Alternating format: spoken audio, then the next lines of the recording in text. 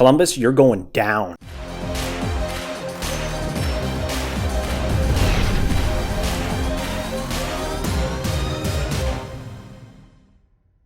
Hello and welcome to Post to Post, the channel where we discuss all things hockey and all teams. Now, this is a video that you have been waiting to film as the end of the season approaches. We all knew Pittsburgh was going to make the playoffs. We just didn't know who. Recently, we found out 100% that they will be facing the Columbus Blue Jackets. So even though the season is not over, it's Saturday right now as we film this. We have to make this video now because we have a lot of time today, right. And we have a lot of other videos to make as well leading up to the playoffs. So we wanted to get this one done. So we realized that I think Pittsburgh has 2 games left and Columbus maybe has 1. We realize that there could be some injuries in his next couple games, so we're making this before things settle down at the end of the season. So just keep that in mind if you're watching this days in advance and there's been injuries. Okay, so I'm excited that you're excited for this video. Yes. So you can just dive right into it. So what I did is I broke down this entire series, and then from there I went to each team specifically and I broke them out into 6 specific categories. Six specific categories. That's kind of a tongue twister. So I did a star rating for each one, and they are offense, defense, goaltending, grit, speed, and overall experience. So I'm going to be starting with the Pittsburgh Penguins, my favorite team, the team I know the most about inside and out. And I wanted to make sure I wrote down specific stats just to kind of prove my point and to why I'm ranking them the way that I am. So this year... I'm going to stop you right there. I forgot to mention something. Oh. I apologize. We're going to do this for all the series. So we have these rankings: offensive, defensive, goaltending, grit, speed, and overall experience. We're going to do these for all the matchups in the playoffs, and each series will have its own video. We're going to use the same ranking system for each one. So back to you. Pittsburgh versus Columbus. Yeah. And just to add on that, these videos are going to be a ton of fun for me just because I love digging into advanced stats. Yeah. I always learn something. So the first thing I wanted to note is nobody scored more goals this year than the Pittsburgh Penguins with 273 on the season with 2 games remaining. So I want to put that in brackets here. There's still 2 games to go.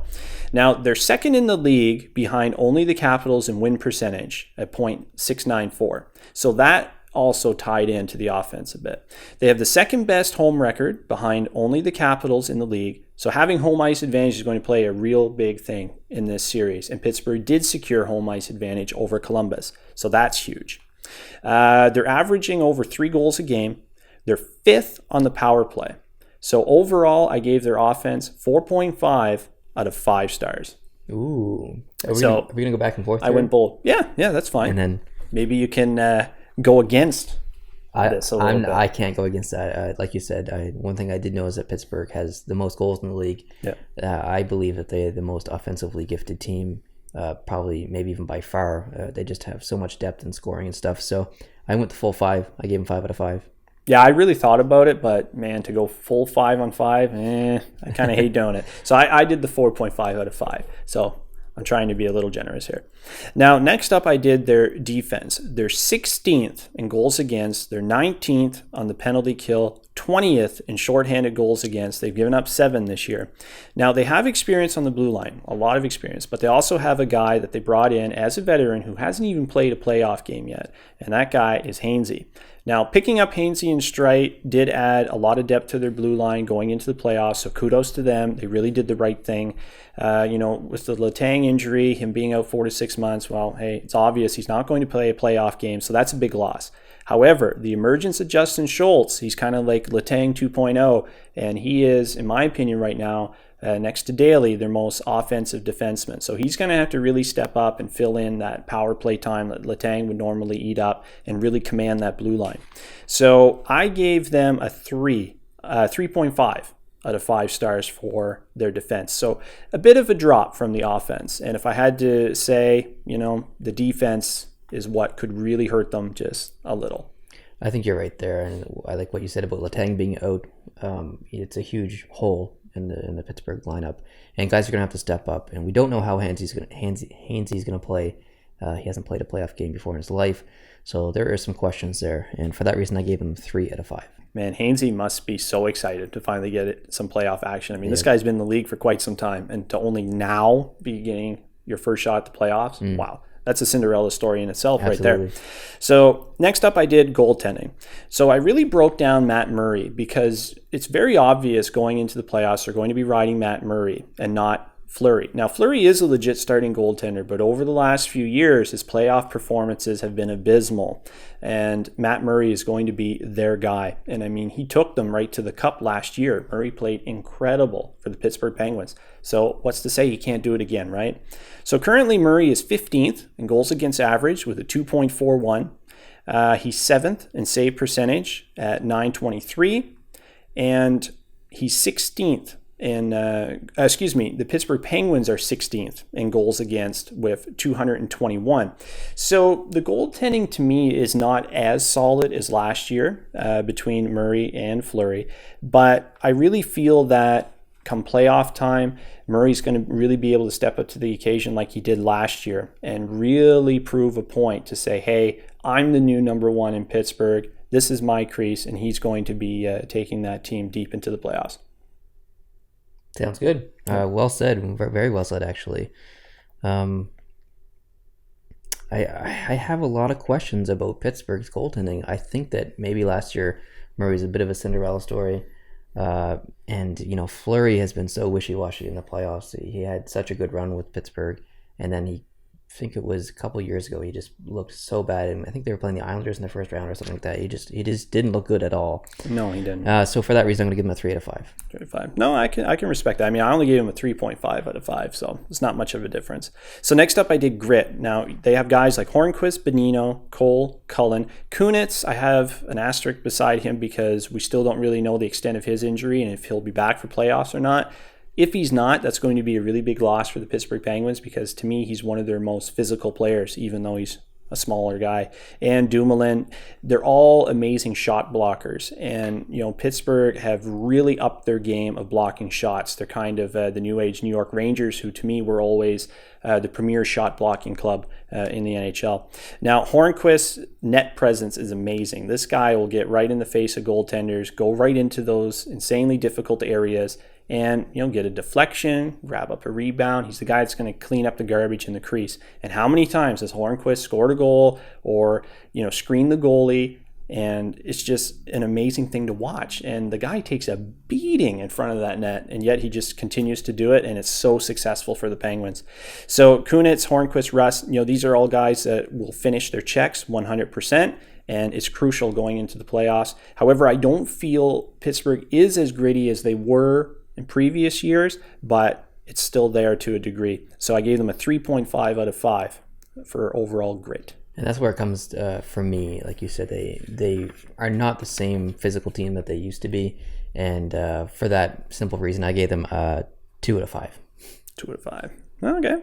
So next up, I did speed. Sheary, Rust, Wilson, Hornquist, Gensel, Hagelin. To me, these are some of the fastest guys in the NHL. And bringing up a lot of these guys from Wilkes-Barre, to me, is what really took Pittsburgh on that Cinderella Cup run last year. And ultimately, they won the Cup. And they wouldn't have done it without these guys. Their speed is infectious, and it gets other players wanting to compete at that exact same level. So for their overall speed, I gave them a 4.5, and one could argue they are the fastest team in the NHL. I'll disagree with that last statement, but I still gave them a 4 out of 5. They're very fast. Kessel, Sheary specifically, he's very fast, and he's an exciting player to watch. So 4 out of 5 for me. 4 and 5. Now, overall experience. This is where Pittsburgh really took over for me. They have multiple 2-time Cup winners, guys that were on this club in 2009 when they won the Cup, as well as last year when they won the Cup. And then you have a guy like Kunitz who has 3 Stanley Cups under his belt. They have an amazing level of experience on that team. And majority of the team is still intact that won it all last year. So it would be silly of me not to say 5 on 5. Completely agree. For overall experience. 5 out of 5 for me too. Yeah. It's not even arguable. Yep. So in total, out of a possible 30 stars, Pittsburgh Penguins have 24 from me. 24 on 30. And for me, they've got 22 out of 30. So let's move on to Columbus. The Columbus side should be a little quicker because Pittsburgh is your team. Obviously, you have lots to say about them. So let's move on to Columbus. We'll do the same categories. And you can start it. Yeah, I made a few key little points here with Columbus. Now, offense, they're 4th in win percentage with a .663. They're 7th in goals for at 242, and they're 12th on the power play this year. So really not bad numbers. I mean, if you look at the win percentage and goals for, they're in the top 10. And I mean, that's really what you're aiming for, right? So for offense, I gave them a 3.5 out of 5. I gave them a 3 out of 5. I think a lot of their goals are scored due to the sheer heart and willingness to just get that puck in the net. They do have their skilled guys, but I think it all comes down to effort level with Columbus. So yeah, they can be relentless at times. Defense, they are second in goals against with 187. And to me, that was a staggering statistic, second in goals against. They're 10th in penalty kill this season, and they're tied for first in shorthanded goals against. So that's interesting. Now, the blue line to me is not as seasoned as the Penguins' blue line.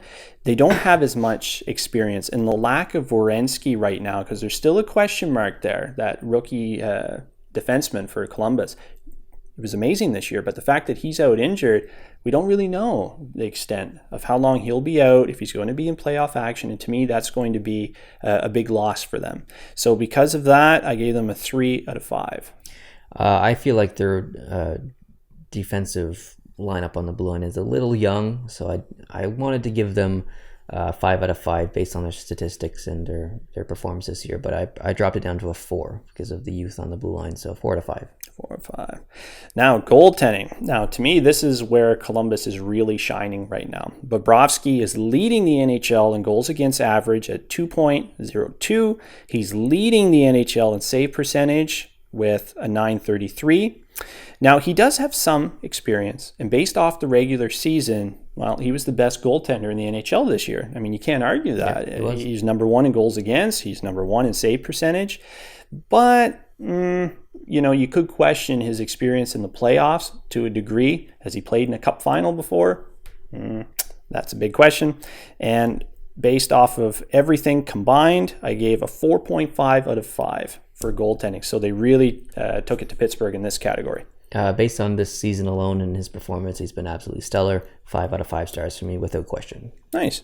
So grit up next. Now, Scott Hartnell loves playing the Penguins. Man, does he love playing the Penguins. Same with Brandon Dubinsky. He loves playing the Penguins. He loves getting in Crosby's business. He hates Sidney Crosby, and he takes it to Crosby every single time they play. And, I was 100% convinced that he injured Crosby the last time they met in the playoffs. I mean, come on, he cross-checked him in the back of the neck and then broke his stick over his lower back. Like, dang, that is intense. So to me, they are a very gritty club. They're not afraid to get in the face of the opposition. And it's going to be up to Pittsburgh to not play into that. Because if it starts to show success and Columbus starts getting into their head, getting them off their game, they're going to keep doing it. And so it's going to be up to Pittsburgh to counter it, ignore it, keep up to their game. So for that, I gave them a 4 out of 5. I like everything you said there. Potentially one of the grittiest teams in the league. And for that reason, I gave them a 4 out of 5. Nice. So the next categories I'm going to go through kind of quickly. Speed, I gave them a 3.5 out of 5. I don't feel they are as fast as the Pittsburgh Penguins. You could argue that they are a fast club, but compared to the Penguins are the faster team. So a 3.5 out of 5 for me. I don't think they're as fast as Pittsburgh, but I do think that they're still fast, and I gave them a 4 out of 5 for speed. So overall experience, wow. You look at this team and if you compare them to the Pittsburgh Penguins, I mean, you could say they're more experienced than some clubs out there, but if you're going up against the Pittsburgh Penguins, to me, it would be impossible, unless you're the Chicago Blackhawks, to be a team that could compete with them in overall experience. So for that, I only gave them a 3 out of 5. And even still, I think I could have even dropped it down to a 2 out of 5. I'm being really generous with the 3. So overall, after the 3 on 5 for overall experience, they were a 21.5 out of 30 for me. So that's below what I gave the Pittsburgh Penguins. And I promise I'm not being biased. I gave them a 2 out of 5, and I almost gave them a 1 out of 5, actually. If they hadn't had that series a couple years ago against Pittsburgh, they would have got a 1 out of 5. But because they had that series under the belt, they get a 2 out of 5 from me. Nice. So Columbus finished with a 21.5 out of 30 for me, and Pittsburgh was a 24 out of 30. And with that, I'm saying Pittsburgh in 6 games. Ooh. And for me, if I add everything all up, that's 22 out of 30 for Columbus. And so I've got 22 out of 30 for Pittsburgh, 22 out of 30 for Columbus. and here's how I'm going to make my decision. Offense, can you win a series without offense? If your defense is good, yes. Can you win a series without defense? If your offense is good, yes. Can you win a series without grit? You can. Can you win a series without speed? You can. Boston did it. Overall experience, can it be done? Absolutely. What's the most important thing here? Goaltending. You will not win a series if you don't have good goaltending. It comes down to that. In that category, Columbus wins. Columbus will win the series based on their goaltending in 7 games. Ooh, well, we shall see.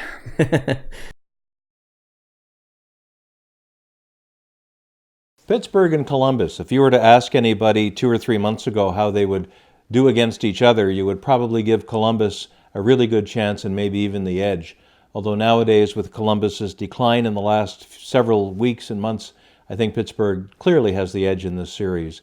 Pittsburgh and Columbus tied 2-2 in the games that they played overall between the two of them. But in the last game, Pittsburgh won it 4-1, going away quite strong. Pittsburgh has Crosby, Malkin, Murray's good in goal with a .923 save percentage. They don't have Letang at the blue line due to injuries, but they're still a very, very strong and formidable team. Columbus, on the other hand, they've got John Tortorella for the coach. There's a Tortorella factor, I think, that plays in and does well for teams for a certain period of time, and then the mojo that Tortorella has seems to wear off as he gets angry or something. And I think in the case of the Columbus Blue Jackets, the Tortorella factor is wearing off. The team still is a very good team. Even with the coaching going more to neutral, there's no question. Bobrovsky is a fantastic goalie. His save percentage .933, although in the last playoffs he was only an .890. So he might be the kind of goalie that doesn't quite bring it when the playoffs start. So I say Pittsburgh probably fairly decisively. I'm going to call it 4-1 for Pittsburgh. Pittsburgh in 5. So this pretty much wraps up this episode. Like I said, we're going to do one of these videos for each series where we give our predictions, we rank, and everything. So it should be fun for, I think, even if you're not a fan of Pittsburgh or Columbus, it should be fun to watch these videos because it's fun to go through these statistics. Yeah, this is going to be a great series. But yeah, I do agree strongly with what you're saying about goaltending. I mean, come on, Halak did it the year he single-handedly took out Pittsburgh and Washington. He right? did, yeah. In the same year. I mean, that was an amazing run that Montreal had. And to me, 90% of it was just due to Halak. He Absolutely. was incredible that year. You couldn't beat him. He was nuts. I think Pittsburgh's done in 7. I'm confident. We'll see. Anyways, it's going to be an exciting series to watch. I can't wait. And I know that you're going to be excited, and I'm excited too. I can't wait to see that series. It's going to be great. So if you enjoyed this video, hit that like button. If you're new here, hit the subscribe button because we're going to be doing all of these series. And we make fun videos too, like ranking goal horns or talking about goal horns and trivia and all kinds of stuff. So we hope you hit the subscribe button if you're new here. Otherwise, we'll see you in the next video. Adios.